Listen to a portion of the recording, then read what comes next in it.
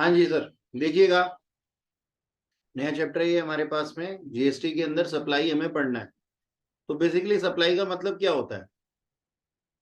Supply का मतलब होता है, यहाँ लिखा हुआ है आपके पास में, supply include all form of supply of goods, यानी कि जितने भी तरीके की सप्लाई ऑफ गुड्स है हम उसको सप्लाई के अंदर इंक्लूड करते हैं। और सप्लाई के अंदर इंक्लूड करने का मतलब क्या है? मतलब क्या है? क्योंकि अगर सप्लाई नहीं पता होगा तो टैक्स किसके ऊपर लगाएंगे? जैसे इनकम टैक्स के अंदर हमें इनकम पता होती है तभी हम इनकम के ऊपर इनकम टैक्स लगाते हैं ना, ठीक है। ऐसे ही हमारे को जब सप्लाई पता होगी तो उस सप्लाई के ऊपर ही हम जीएसटी इम्पोज करते हैं। तो हमें ना पता लगाना पड़ेगा कि सप्लाई एक्चुअली होती क्या है। तो हम कहते हैं कि सप्लाई का मतलब क्या है? सप्लाई का मतलब है जी सप्लाई ऑफ गुड्स और सर्विसेज और बोथ। अच्छा, विच इज मेड और एग्री टू मेड, इसका मतलब समझ में आया आप लोगों को? विच इज मेड और एग्री टू मेड, यानी कि जिसको हमने सप्लाई को कर दिया है या फिर एग्री किया है करने के लिए। मेड और एग्री टू मेड, ठीक है। मेड और एग्री टू मेड, जिसको कि हमने सप्लाई को दे दिया है या फिर हमने एग्री किया है कि हम फ्यूचर में देंगे, ठीक है सर। फॉर कंसिडरेशन, तोड़ दिया है इन चीजों को। तो सप्लाई के साथ में क्या कंसिडरेशन का होना बहुत जरूरी है? हमेशा हर बार ऐसा नहीं होता, ठीक है जी। मैं बताऊंगा आपको कि कुछ चीजें फर्दर और कुछ चीजें कंसिडरेशन ना होते हुए भी सप्लाई होती हैं, लेकिन उसके ऊपर जीएसटी लगता है या नहीं लगता वो बात की बात। तो हमने क्या बोला? सप्लाई को सप्लाई कब कहते हैं? जब इसमें सप्लाई ऑफ गुड्स या फिर सप्लाई ऑफ सर्विसेज हो, प्लस ये हो for consideration in the course of furtherance of business, यानी कि बिजनेस के लिए होना चाहिए ये सप्लाई, तभी हम जीएसटी की बात करेंगे इसके अंदर, अदरवाइज नहीं करेंगे। बात समझ में आई? तो in the course of furtherance of business, तो ही हम इसको सप्लाई मानेंगे। अच्छा, अब जरा एक बात बताना, ध्यान से सुनना जरा मेरी बात, और मुझे जरा समझाना कि मैंने सही कहा या गलत कहा। एक एग्जांपल देता हूं। मुझे आप लोगों की ना क्लास चलानी थी, ठीक है। मेरे को आप लोगों की क्लास चलानी थी, और उस क्लास को चलाने के लिए मैं आपसे तो फी ले ही रहा हूं, आप तो मेरे कस्टमर हो ही, स्टूडेंट मेरे कस्टमर हैं ही। लेकिन मैंने है ना कहीं से एसी परचेज किया, सीए लिख रहा हूं बताऊं मैं, एसी को। तो एसी परचेज किया, ठीक है, और उसको मैंने जीएसटी उसके ऊपर पे किया। अब एसी परचेज किया तो इसके अंदर कंसीडरेशन भी आ गई, ठीक है जी, कंसीडरेशन भी आ गई। तो कंसीडरेशन के साथ साथ मुझे फर्दरेंस ऑफ बिजनेस भी होना चाहिए, कि यानी कि मैंने इसको लगाया क्लासरूम में, घर पे नहीं लगाया। अगर ये कंडीशंस पूरी हो रही हैं, एसी परचेज किया, कंसीडरेशन दी और इसको फर्दरेंस ऑफ बिजनेस में ले लिया, तो जो जीएसटी इंपोज हो रहा है वो सप्लाई के ऊपर माना जाएगा। इसको हम क्या बोलेंगे जी? सप्लाई बोलेंगे। बात समझ में आई आप लोगों को? ओके, ये तीन चीजें हमारे को ध्यान रखनी है। हाँ ना तो बोलो कुछ। Yes sir. सर सप्लाई के ऊपर मानेंगे मतलब मतलब इसमें कोई अंतर होता है? मतलब क्या जीएसटी तो मैं देना,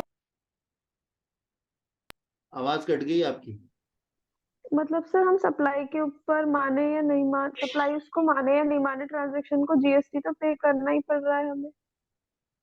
मैंने बोला जीएसटी के अंदर सप्लाई किसे कहा जाता है,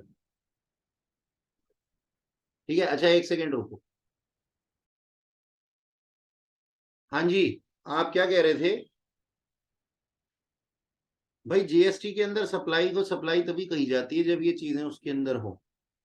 मैं ये कह रहा हूं आपसे, जीएसटी देना तो पड़ेगा, वो तो बात सही है आपकी, चाहे आप इसको अपने घर में लगाएं चाहे कहीं पे भी करें, लेकिन सप्लाई हम इसी को कहते हैं जब एक डीलर दूसरे पर्सन को जो है वो सामान बेचता है for the consideration in the furtherance of business, यानी कि उसका भी ये बिजनेस ही है कि वो सामान को बेचेगा। सप्लाई को ही कहते हैं, सप्लाई इसी को कहते हैं, ठीक है जी। मेरी बात समझ में आई आपको? अच्छा जी, आगे देखिएगा। इसके अंदर और क्या क्या इंक्लूड होता है? इसके अंदर कुछ इंक्लूड होती हैं एक्टिविटीज और ट्रांजेक्शन्स, ये अब की बार बताया गया अलग से, ठीक है, कि इसके अंदर क्या क्या इंक्लूड होता है, कौन सी एक्टिविटी और ट्रांजेक्शन्स इंक्लूड होती है। देखो जी, कहता है अगर एक पर्सन जो है ना एक दूसरे पर्सन को किसी भी तरीके की कोई सर्विस दे देता है, by a person to another person, या फिर अनदर इंडिविजुअल, या फिर एक कोई ऐसी सप्लाई जो कि मेंबर को दी जाती है आरडब्ल्यूए द्वारा या फिर किसी ऑर्गेनाइजेशन के द्वारा, फॉर कैश, डेफर्ड पेमेंट और वैल्यूएबल कंसीडरेशन। मैं समझाता हूं, इन तीनों को जोड़ करके, ये तीनों हैं एक ही बात, लेकिन एक एग्जांपल बताता हूं आप लोगों को, जरा ध्यान दीजिएगा। मान लीजिए आपकी अमूल है या फिर मदर डेयरी है, ठीक है जी, मदर डेयरी, या फिर आपकी रेजिडेंशियल वेलफेयर एसोसिएशन। अमूल का काम क्या है, मदर डेयरी का काम क्या है, सर मिल्क प्रोडक्ट बनाना और उनको बेचना या फिर मिल्क को बेचना। आरडब्ल्यूए का मकसद क्या है, आरडब्ल्यूए का मकसद है सर रेजिडेंशियल वेलफेयर एसोसिएशन है हमारी, हम उससे क्या कर रहे हैं, सर्विसेज ले रहे हैं, स्वीपर, गार्डनर, वॉचमैन वगैरह की, सिक्योरिटी की, ये सब चीजें। अच्छा, इनका मेन काम तो ये था, मेन सप्लाई तो ये थी इनकी, लेकिन ना इन्होंने अपने मेंबर्स को, अमूल ने अपने मेंबर को, या मदर डेयरी ने अपने मेंबर को, या आरडब्ल्यूए ने अपने मेंबर को कोई लोन दे दिया, लोन दे दिया, लोन, ठीक है जी, और लोन के ऊपर ये मेंबर जो है इनको इंटरेस्ट दे रहे हैं, तो एक वैल्यूएबल कंसीडरेशन है। हाँ सर है। तो क्या ये इनका मेन बिजनेस था? ऊपर देखो क्या लिखा था ना, इन the course of furtherance of business, in the course of furtherance of business ऊपर लिखा हुआ था। लेकिन हमने बोला कि अगर कोई भी पर्सन कभी कभी कोई ऐसी सर्विसेज दे दे जो कि आमतौर पे नहीं दी जाती, तो उसे भी हम सप्लाई के अंदर मानेंगे, यानी कि उसको भी हम जीएसटी के दायरे में लेकर के आएंगे। तो देखो यहाँ पे क्या लिखा हुआ है, एंड सप्लाई इंक्लूड्स, यहाँ पे क्या लिखा हुआ है, सप्लाई इंक्लूड्स एक्टिविटीज और transaction by person to another person, by a person to another individual, और टू इट्स मेंबर और वाइसा वर्सा, यानी कि आरडब्ल्यूए मेंबर को दे दे या मेंबर आरडब्ल्यूए को दे दे। किस लिए दे दे? फॉर कैश, डेफर्ड पेमेंट या फिर अदर वैल्यूएबल कंसीडरेशन के लिए। तो हम उसको क्या मानते हैं जी, हम उसको मानते हैं अपने पास में सप्लाई। तो ये सप्लाई की हमारे पास में पूरी डेफिनेशन थी। बताओ समझ में आई? हाँ जी। सर ये फर्स्ट वाला जो पॉइंट है इसमें लिखा हुआ है बाय पर्सन और अदर देन एन इंडिविजुअल।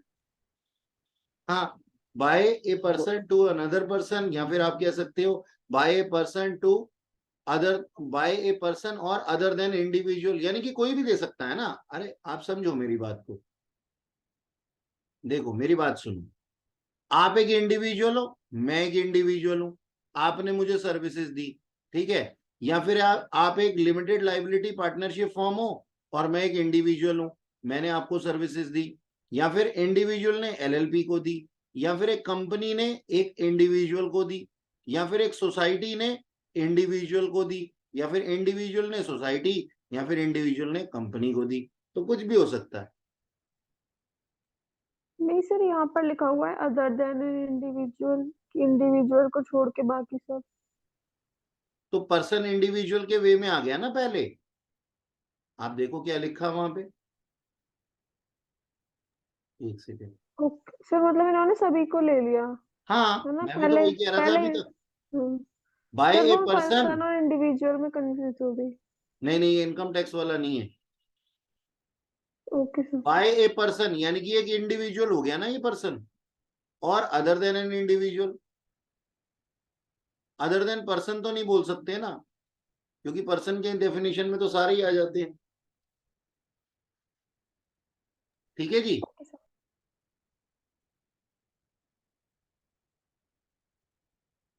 अच्छा, अब नीचे देखो क्या लिखा हुआ है, supply is a taxable event for levy of GST as per section 9 of CGST Act and Section 5 of IGST Act. Okay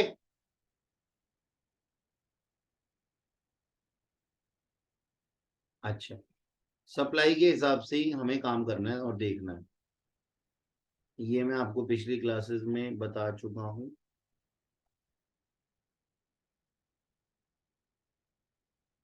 हाँ जी, अब जरा देखते हैं हमारा सप्लाई क्या कहता है। वो जो चीज थी ना जो हमने अभी की, वो थोड़ा सा अभी अभी इंट्रोड्यूस हुआ था। देखो सप्लाई क्या कहता है, सप्लाई को हम बोलते हैं सेल या ट्रांसफर। अगर हम कोई सेल कर दें या कोई ट्रांसफर कर दें तो हम उसको सप्लाई की डेफिनेशन में लेते हैं। ठीक है ना, ये ठीक लिखा है ना कि अगर मैं कोई चीज सेल कर दूं तो मैं उसको सप्लाई करता हूं, ये मानता हूं मैं। या फिर कोई चीज ट्रांसफर कर देता हूं, स्टॉक ट्रांसफर कर दिया, बाद में बिकेगा, तो वो सप्लाई के अंदर आ रहा है ना। Okay, hello, yes sir. ठीक है। रेंट Yes, पे दे दूं तो रेंटल sir. सर्विसेज जो होती हैं वो सप्लाई मानी जाती हैं, या फिर हायर लीज पे दे दूं वो भी सप्लाई मानी जाती हैं। वाटर सिस्टम को भी सप्लाई माना गया है। वाटर सिस्टम क्या होता था, पहले चलता था ना कि हम एक्सचेंज कर लेते Yes, थे sir. गुड्स या सर्विसेज। मतलब मान लो कि तुमने क्या किया, तुमने क्या किया, मुझे फ्रूट्स की शॉप है तुम्हारी, तुमने फ्रूट्स दिए और मैंने तुम्हें सर्विस दी, तो दैट इज बार्टर सिस्टम। ठीक है, एक्सचेंज। अब ये exchange is something else than barter. यहाँ पे ना पार्शली इन कैश और पार्शली इन काइंड भी होता है। तो कहने का मतलब, अब मान लो कि मैंने तुम्हारे को सर्विस दी, मैंने तुम्हें पढ़ाया एज अ टीचर, मैंने तुम्हें सर्विस दी, कितने की, टीचिंग सर्विसेज दी 10,000 रुपए की। और तुमने मुझे कंसीडरेशन में, इन कंसीडरेशन तुमने मुझे 2,000 रुपए के फ्रूट्स दे दिए।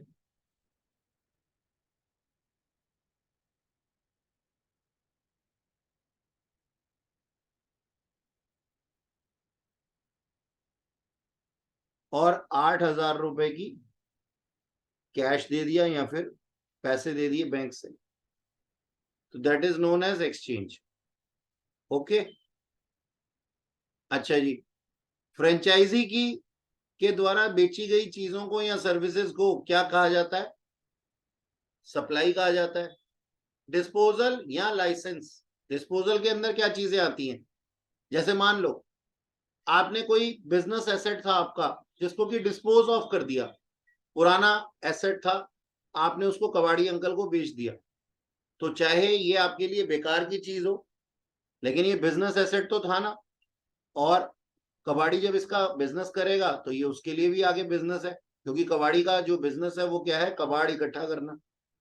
या फिर लाइसेंस, इसको भी हम सप्लाई के अंदर लेते हैं। अब लाइसेंस को सप्लाई के अंदर कैसे लेते हैं, मान लो टेलीकम्युनिकेशन है, टेलीकम्युनिकेशन का, टेलीकॉम सर्विसेज आप जानते हो, ये वोडाफोन, आइडिया, एयरटेल, है ना, ये सारे के सारे बिना लाइसेंस के नहीं चल सकते।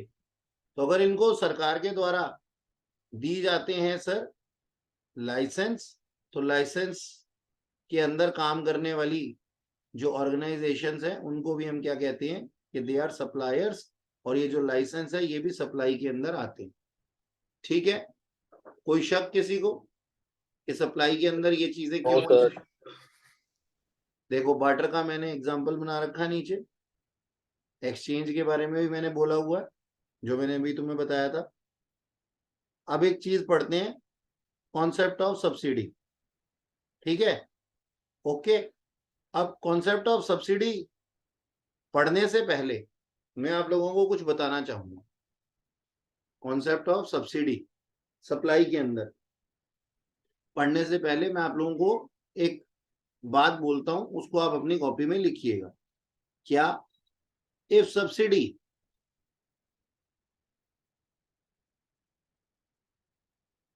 provided to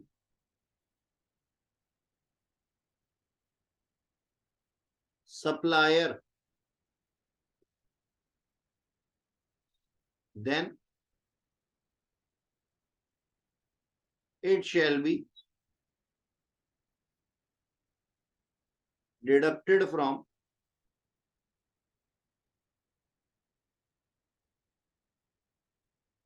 supply to impose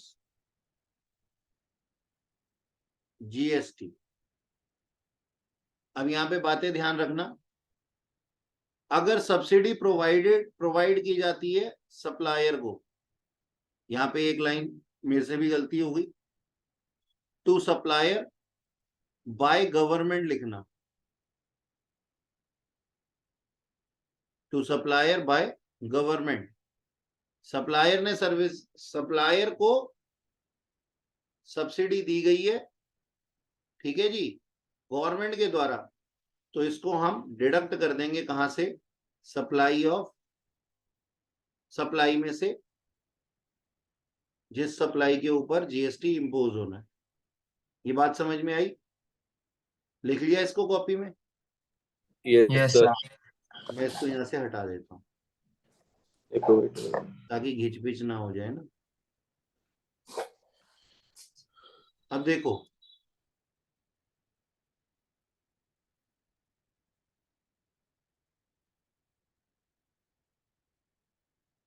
एक बिल्डर है, इस बिल्डर ने मिस्टर एक्स को कंस्ट्रक्शन की सर्विसेज दी।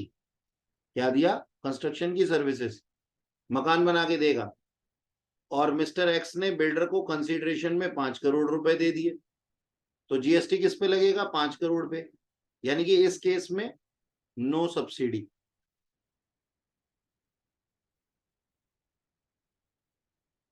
इस केस में कोई सब्सिडी लगी ही नहीं, है ना?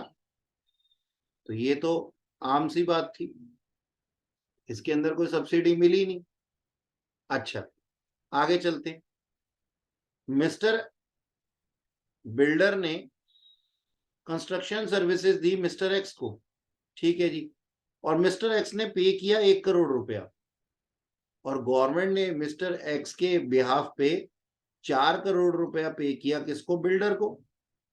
ओके, तो that is known as subsidy. Sir ऐसा क्यों किया? सरकार ने ऐसा क्यों किया? सरकार ऐसा क्यों करेगी? भाई करेगी, मान लो वो जो मिस्टर एक्स हैं वो सचिन तेंदुलकर है, पद्मश्री अवार्ड विनर, तो गवर्नमेंट ऑफ इंडिया ने क्या बोला कि सर, अब मुझे याद नहीं है कि भाई पद्मश्री मिला था उनको या नहीं मिला था, खेल रत्न तो मिला हुआ है, चलो जो भी है, कहने का मतलब गवर्नमेंट के लिए वो प्रीशियस है, ठीक है। तो ये जो 4 करोड़ की सब्सिडी दी है, तो जो जीएसटी लगेगा वो कितने पे लगेगा? 1 करोड़ पे लगेगा। बात समझ में आई? Subsidy if provided to, subsidy if provided to supplier by government, then it should be deducted from the value of supply, hence no GST shall impose on it. Okay, अब आगे करते हैं इसको और पक्का।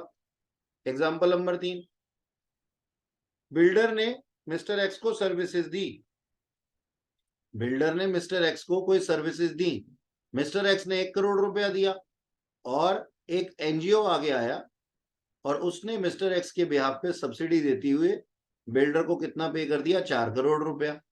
तो एनजीओ कोई गवर्नमेंट ऑफ इंडिया थोड़ा ही थी, तो जीएसटी लगेगा किस पे?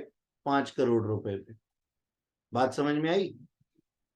तो जीएसटी के लिए सप्लाई का पार्ट, कौन सी सब्सिडी नहीं दी जाती? जो कि सप्लायर को दी है गवर्नमेंट ने, ना कि किसी और ने। अच्छा जी, तो अब इसको देख सकते हैं, subsidy given to supplier by government reduce from the value of supply, और other than government no impact on the value of supply. एक और पॉइंट देख लेते हैं।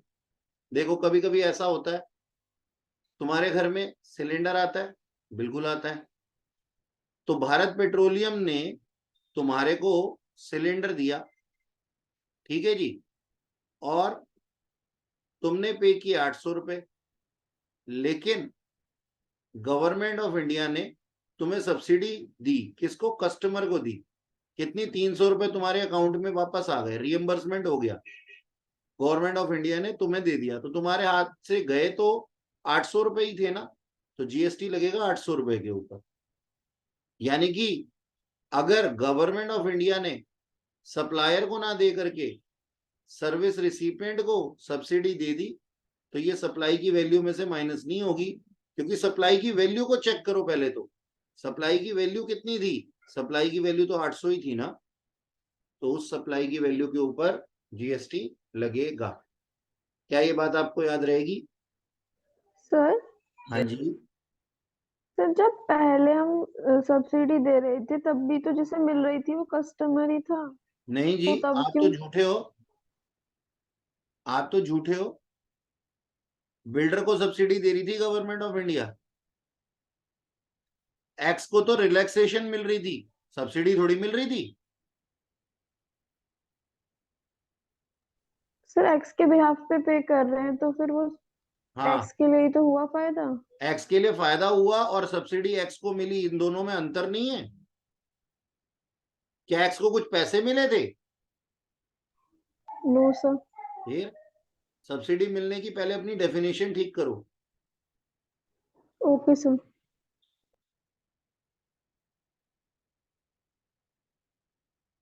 ये जो चौथा एग्जाम्पल है इसमें गवर्नमेंट ने जो सब्सिडी दी है वो किसको दी है? मिस्टर एक्स को दी है, यानी कि रिसिपिएंट को दी है, तो वैल्यू ऑफ सप्लाई में से माइनस नहीं होगी। Okay sir. ठीक है, वो जो लाइन मैंने लिखवाई थी ना उसमें लिखवाया था कि subsidy if provided to supplier from government of India, ठीक है जी, तो ही माइनस होगा।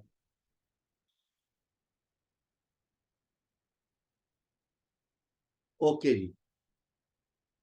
अब एक और बात सुनो, ध्यान से सुनना, ठीक है? ये देखो, तुम मेरे पास में आते हो, ये जो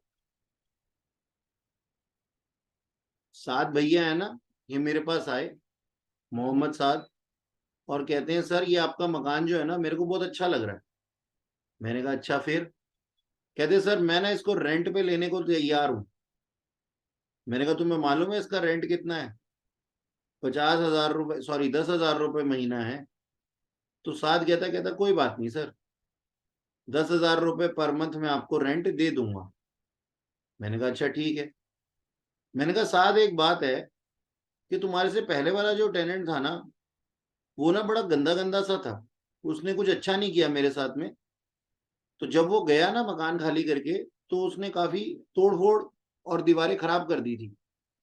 तो अब मैंने ये रूल बनाया है कि ना नेक्स्ट टेनेंट जो कि मेरे पास तुम आए हो, मैं तुमसे एक सिक्योरिटी डिपॉजिट लिया करूंगा।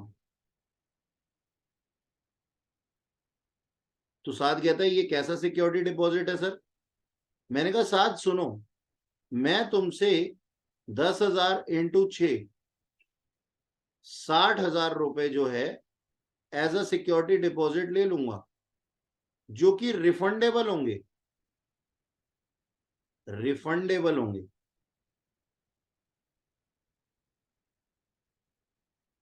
After the completion of agreement, after the completion of agreement. मैंने कहा ये सिक्योरिटी के वे में मैं अपने पास रखूंगा। तो साथ कहता है अच्छा सर क्या करोगे?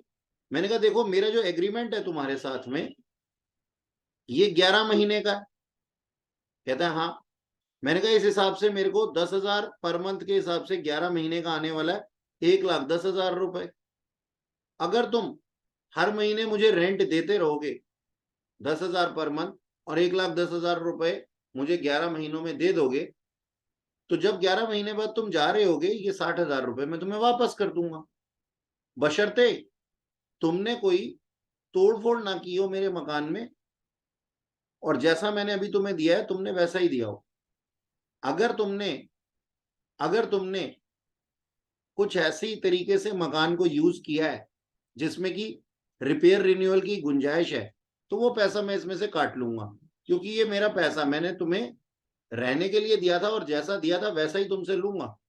तो अगर तुमने जो है इसको अच्छे तरीके से मेरे हाउस प्रॉपर्टी के साथ बर्ताव नहीं किया तो 60,000 हो सकता है पूरे के पूरे एडजस्ट हो जाएं या फोरफिट हो जाएं, या ये भी हो सकता है कि इसमें से केवल 10,000 रुपए ही काट करके मैं तुम्हारे को 50,000 वापस कर दूं, या फिर ये भी हो सकता है कि पूरे के पूरे 60,000 ही मैं तुम्हारे को वापस कर दूं, अगर तुमने अच्छे से इसको यूज किया। पहले बताओ, ये एग्जाम्पल समझ में आया सबको? Yes sir. ठीक है, यस सर। अब इसको यहाँ से भगा देते हैं। और ऐसा तो तुमने देखा भी होगा अपने आसपास। सर हाँ जी। सर अगर मतलब डैमेज ज्यादा का हुआ है तो हम ज्यादा पैसे मांग सकते हैं बाद में? वो देगा ही नहीं, छोड़ के ही भाग जाएगा, ले लो पैसे। ओके सर, मतलब हम कोई सूट नहीं ले सकते इसमें लीगल? बिल्कुल ले सकते हैं, अगर आपकी प्रॉपर्टी को बिगाड़ दिया तो। Okay sir. क्यों नहीं ले सकते, वो तो आपका अधिकार है। लेकिन अभी एट प्रेजेंट तो कुछ नहीं कर सकते ना, वो तो केस फाइल करना पड़ेगा। अच्छा देखो, यस। तो क्या मैं कह रहा था, मैं ये कह रहा था, देखो जनरल लॉ क्या कहता है, कहता है ये कंसीडरेशन नहीं है, ये जो सिक्योरिटी डिपॉजिट है ना, it's not a consideration, you have to pay it back. Yes, and as it is not a consideration, no GST shall impose on it. यानी कि अगर मैं मोहम्मद साद को ये 60,000 रुपए 11 महीने बाद पूरे पूरे वापस कर देता हूं तो मैं इसके ऊपर कोई जीएसटी नहीं लगाऊंगा। लेकिन लेकिन लेकिन अगर इसने किसी भी प्रोविजंस को डिफीट किया और ये अमाउंट मैंने फोरफिट कर लिया या एडजस्ट कर दिया, एडजस्ट कैसे होगा भाई? मान लो ये मेरे पास में कितने टाइम रहा था, 11 महीने रहा, ये मेरे पास 11 महीने रहा और इसको रेंट देना चाहिए था 10,000 इंटू 11, लेकिन इसने अभी तक पेमेंट एक्चुअली कितने की है, 8,000 रुपए की ही की है। तो ये मुझे क्या कह रहा है, कहता है सर देखो मैंने आपका बहुत अच्छे से मकान यूज किया है ना, आप मुझे 60,000 वापस करने वाले हो ना, एक काम करो उस 60,000 में से आप एडजस्ट कर लो मनी, कितनी, 3 महीने की, तो ये टोटल आप रेंट मानो और मुझे रिफंड कर दो कितना, 30,000 रुपया। 60 सिक्योरिटी पे दिया था ना, तो 30,000 रुपया आप मुझे रिफंड कर दो। तो जो 30,000 है उसके ऊपर तो कोई जीएसटी नहीं लगेगा, लेकिन ये जो 30,000 है ये कंसीडरेशन का पार्ट बन गया, ये वाला 30,000 कंसीडरेशन का पार्ट बन गया, और कंसीडरेशन का पार्ट बन गया तो उसके ऊपर जीएसटी अप्लाई हो जाएगा। हाँ जी, बात समझ में आई मेरी? सर हाँ जी। सर इन केस अगर उसने मतलब रेंट तो पूरा दे रखा है और प्रॉपर्टी को कोई डैमेज हो गया तो फिर उसने पैसे रख लिए तो उस पे लगेगा जीएसटी? हाँ बिल्कुल लगेगा, यहाँ लिखा तो है फोरफिट, या तो फोरफिट हो या फिर एडजस्ट हो, दोनों ही केस में जीएसटी लगेगा। सर सप्लाई का पार्ट मानेंगे हम इसको। हाँ बोलो। सर जैसे कि आपने 60,000 रुपए सिक्योरिटी डिपॉजिट रखवाए थे, उसमें से 10,000 रुपए की डैमेज का हमने मतलब ठीक कराने में लग गए, तो फिर 10,000 के ऊपर जीएसटी मतलब 18% काटी हमने, तो फिर 1,800 और अलग से काटेंगे? नहीं, वो 10,000 के अंदर ही, वो देगा ही नहीं ना सामने वाला। हाँ अगर चाहें तो काट सकते हैं, मतलब ऐसा ही कहेंगे कि 10,000 रुपए तो है ही, साथ में 1,800 रुपए और दो, और रिमेनिंग का अमाउंट मैं रिफंड करूंगा इसके ऊपर। Okay sir. और अगर इन केस मान लो पूरा का पूरा 60,000 ही हमने इसका वो करना था ना, तो ये 60,000 से ऊपर तो अब देगा नहीं ना मेरे को, दोबारा से थोड़ी ना देगा, तो मुझे क्या करना पड़ेगा, 60/18/118 करना पड़ेगा, यानी कि ये 60,000 के अंदर ही मेरा जीएसटी इंक्लूड है, ये मानना पड़ेगा। गवर्नमेंट ये कहती है ओके सर। कि अगर तुम किसी से टैक्स का पैसा निकलवा नहीं पाए ना, तो फिर हम मान लेंगे कि जितना तुम्हें मिला उसमें टैक्स इंक्लूड है, तुम्हारी कंसिडरेशन कम कर देंगे। ठीक है जी। अच्छा, अब सुनो, यहाँ पे क्या बोला गया है, कहता है जी डेफिनेशन ऑफ सप्लाई क्या है। डेफिनेशन ऑफ सप्लाई बोलती है कि ये जो है सप्लाई टैक्सेबल सप्लाई होनी चाहिए गुड्स और सर्विसेज के ऊपर। अब गुड्स के ऊपर टैक्सेबल सप्लाई कौन से सेक्शन में बताई गई है, 2 सबसेक्शन 52 में, और सर्विसेज के ऊपर टैक्सेबल सप्लाई कहां बताई गई है, 2 सबसेक्शन 102 में, ठीक है जी। तो supply should be taxable supply. अच्छा सर, अगर सप्लाई एग्जाम्प्ट सप्लाई होगी तो उसके ऊपर जीएसटी लगेगा क्या? नहीं लगेगा। क्या हमारे पास एग्जाम्प्ट सप्लाई नहीं है? बिल्कुल है। तो टैक्सेबल सप्लाई के ऊपर ही जीएसटी लगता है, चाहे वो सप्लाई गुड्स की हो या सर्विसेज की हो, ठीक है ना। तो देखो नीचे क्या लिखा है, GST is levied on all goods और services except a list of exempt goods और सर्विसेज। कुछ ऐसा तो नहीं बोला मैंने जो आपको समझ में ना आया हो? बोलो बोलो। हेलो। No sir. हाँ सर, ठीक है सर। दुष्टो, सो रहे हो क्या? नहीं सर, सुन रहे हैं। अच्छा जी। सर पढ़ रहे थे। अच्छा, पढ़ रहे थे, लो पढ़ लो फिर। कुछ ऐसा नहीं लिखा हुआ इसके अंदर। अच्छा, अब देखो, सप्लाई किसके द्वारा होनी चाहिए? अच्छा, जीएसटी लगाओगे तो सामने वाले पर्सन से ये तो कहोगे ना कि भाई अपना जीएसटी दो, मतलब सप्लायर के ऊपर तुम जीएसटी लगा रहे हो और सप्लायर को कह रहे हो कि सर अपना जीएसटी दो।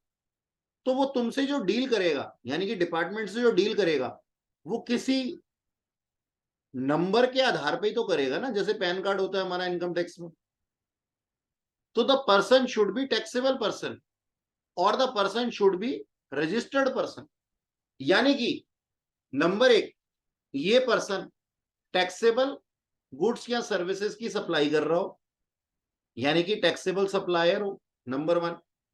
नंबर 2, ये जो पर्सन है ये रजिस्टर्ड होना चाहिए। अब ये रजिस्ट्रेशन भी 2 तरीके का होता है। अगर ये पर्सन रजिस्टर्ड होने के लिए लायबल है, यानी कि जबरदस्ती इसको रजिस्ट्रेशन इसके ऊपर सिर पे डाला जा रहा है, कब डाला जाएगा? वो बोला गया है सेक्शन 22 के अंदर। क्या बोला गया है? कि अगर किसी भी पर्सन की टर्नओवर 20 लाख रुपए से, कितने से? 20 लाख रुपए से, कितने से? 20 लाख रुपए से एक्सीड कर जाती है तो उसको कंपल्सरली अपना रजिस्ट्रेशन करवाना होगा, ठीक है सर।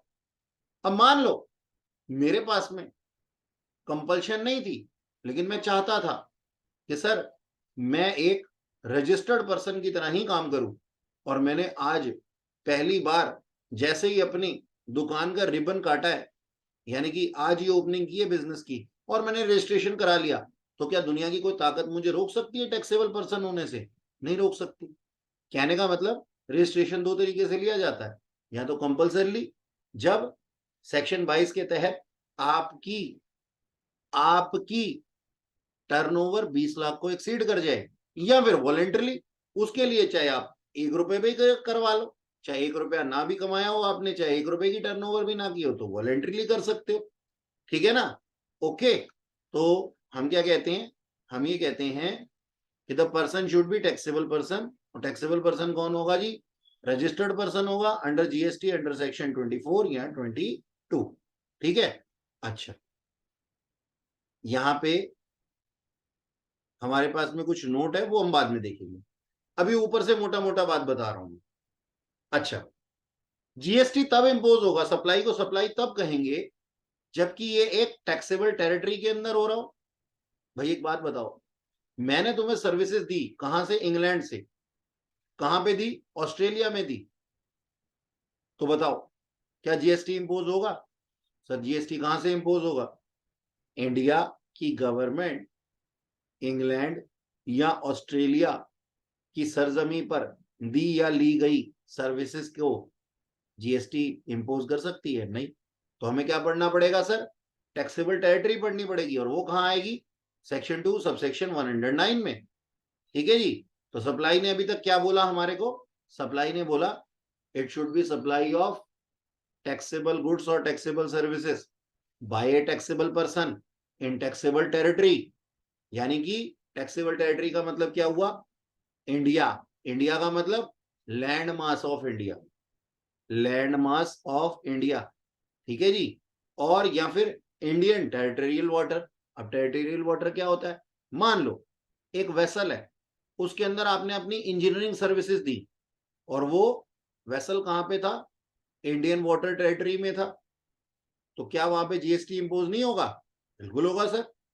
या फिर आपने जो सर्विसेज दी वो इंडियन कॉन्टिनेंटल शेल्फ में दी, या फिर ईईजेड में दी, ठीक है, या फिर आपने जो सर्विसेज दी वो कहां दी? एयर स्पेस में दी, ठीक है, इंडियन एयर स्पेस में दी, तो क्या जीएसटी नहीं लगेगा? लगेगा। अब ये लैंड मास सबको मालूम है, ठीक है जी, इंडियन वाटर टेरिटरी कितनी होती है, कॉन्टिनेंटल शेल्फ कितने होते हैं, ईजेड कितना होता है, एयर स्पेस वगैरह, ये सारी चीजें हम डिटेल में डिस्कस करेंगे। लेकिन अभी तक हमने क्या बोला? सप्लाई को सप्लाई कब कहूंगा? जब ये टैक्सेबल गुड्स या टैक्सेबल सर्विसेज की हो, टैक्सेबल पर्सन द्वारा हो, या फिर यानी कि सप्लायर जो है वो टैक्सेबल पर्सन होना चाहिए, या फिर जो टेरिटरी है वो टैक्सेबल टेरिटरी होनी चाहिए, ठीक है सर। और सप्लाई के अंदर हमने सप्लाई को सप्लाई कब मानना है? जब there should be a consideration. अब कंसीडरेशन जो है वो मॉनिटरी भी हो सकती है और नॉन मॉनिटरी भी हो सकती है, डायरेक्ट टू रिसिपिएंट भी हो सकती, डायरेक्ट बाय रिसिपिएंट भी हो सकती है, और इनडायरेक्ट भी हो सकती है। अब सर ये नहीं समझ में आया हमारे को, थोड़ा समझा के बताओ। समझाता हूं, देखो, मॉनिटरी और नॉन मॉनिटरी अभी बताया मैंने थोड़ी देर पहले, एक्सचेंज का एग्जांपल दे करके और बार्टर का एग्जांपल दे करके, कि तुमने मुझे फ्रूट्स दे दिए, मैंने तुम्हारे को पढ़ा दिया, मॉनिटरी और non monetary. Direct by recipient, अब हो सकता है ना कि तुमने ही पेमेंट की हो, या फिर तुम्हारे बिहाफ पे किसी और पर्सन ने मुझे पेमेंट की हो, तो कंसीडरेशन डायरेक्ट इनडायरेक्ट कुछ भी हो सकती है, मॉनिटरी नॉन मॉनिटरी कुछ भी हो सकती है, ठीक है जी। हाँ, लेकिन कई जगहों पे हमारे पास में कुछ एक्सेप्शंस भी हैं, जो कि कहां बताई गई हैं? शेड्यूल 1 में। शेड्यूल 1 में क्या बताया गया है? कि वहां पे कंसीडरेशन नहीं है, वहां पे कंसीडरेशन नहीं है, फिर भी हम उसको सप्लाई कह रहे हैं। समझ में आई बात? एक्सेप्शन शेड्यूल 1, जहां पे कंसीडरेशन नहीं होगी, लेकिन फिर भी क्या होगा सर? सप्लाई मानी जाएगी, बढ़ना पड़ेगा हमारे को। अच्छा, आगे बढ़ते हैं जी। मैंने बोला in the course of furtherance of business, in the course of furtherance of business. तो in the course of furtherance of business का मतलब जो सप्लाई दी जा रही है वो बिजनेस का ही काम है, वो बिजनेस का ही काम है।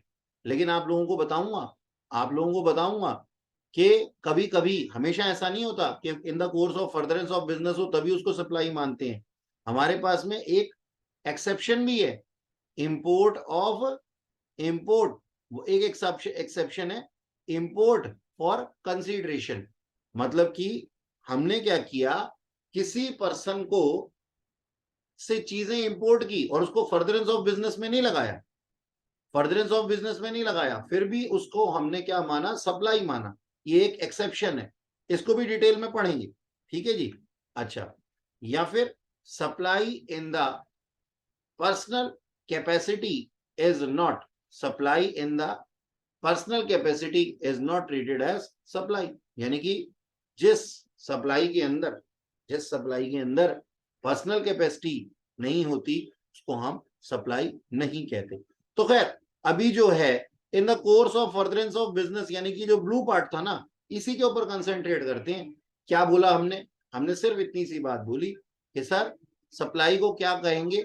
सप्लाई को सप्लाई तब कहेंगे जब ये सप्लाई गुड्स और सर्विसेज की हो जो कि टैक्सेबल गुड्स और सर्विसेज थी, एक टैक्सेबल सप्लायर के द्वारा हो जो कि रजिस्टर्ड पर्सन होना चाहिए, टैक्सेबल टेरिटरी में होनी चाहिए, यानी कि इंडियन टेरिटरी में होनी चाहिए, इसके बदले में कंसीडरेशन मिली हो, और इसको हमने बिजनेस के अंतर्गत किया हो, तो ही ये क्या होता है सर? ये हमारे पास सप्लाई मानी जाती है। अब इसके बाद में जो भी एक्सेप्शंस वगैरह हैं उसको हमने पढ़ना ही है, उसमें कोई ऐसी कोई बात ही नहीं है। पहले ये बताओ, ये जो ब्लू पेन से लिखा हुआ है ये बात समझ में आई तुम लोगों को? जल्दी बताओ, जल्दी बताओ। Yes sir. Yes yes sir. Sir. ठीक है जी।